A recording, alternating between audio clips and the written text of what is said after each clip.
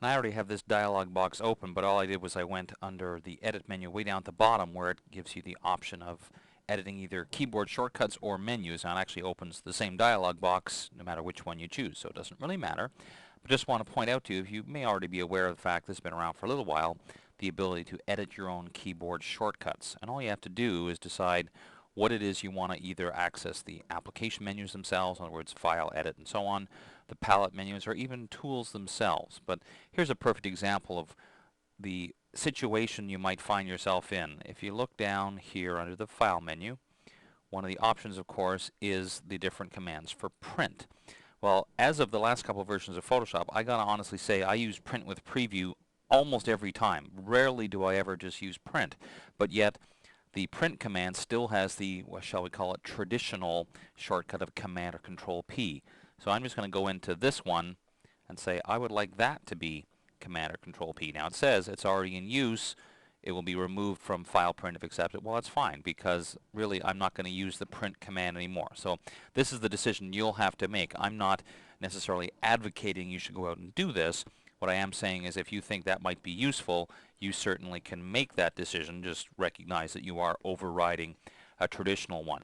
Now, of course, you can take any shortcut you find and attempt to allocate a keyboard shortcut, but in all honesty, the chances are finding one that's available is pretty challenging. It's hard to find a keyboard shortcut, especially a logical one that isn't already spoken for. If you change anything, I did here, now it's saying that I have modified these and I could save this as my own set just as a backup plan. Now, what happened in CS2 is they took it a step further where now you can also access the menus, and the same thing applies. You have the application menus or the pop-up menus in palettes themselves. And as an example of this, let's take a look at one quick example. If I go into the filter menu and I'll scroll way down until I find all the sharpen filters. Now honestly, the only ones I ever use anymore are unsharp mask and smart sharpen. So I'm going to just hide all of these completely, so from now on they just won't appear there. So I click OK. Now it's important to note that nothing's ever actually gone. So if I go into the filter menu, you'll see that yes indeed there are only my two sharpen filters I left, but at any time I could also choose show all menu items and they're all back anyway. So anytime I go back to the menu for the first time, they are hidden, but then I can always show all menu items. If you know you want to make sure you get them back, hold down the Command key and or the Control key in Windows and it'll automatically show them without having to go to that extra step.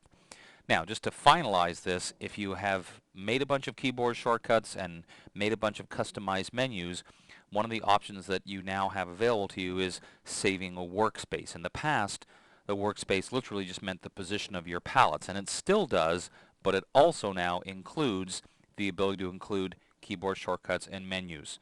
So, for example, if you put together a combination of menus, palettes, and keyboard commands that were specifically for photo retouching, because there might be certain commands or certain tools or certain functions and certain menus that you might want, you save that, and now under the workspace list you'll see the various ones including the one that you have just created.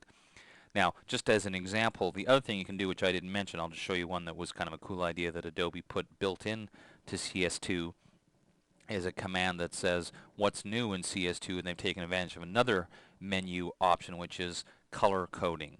So at a quick glance you can see anything that's new. So needless to say, you could also do that. If I go back to the menu commands, you also, this is where you have the ability to go in here and decide if you want to color code something.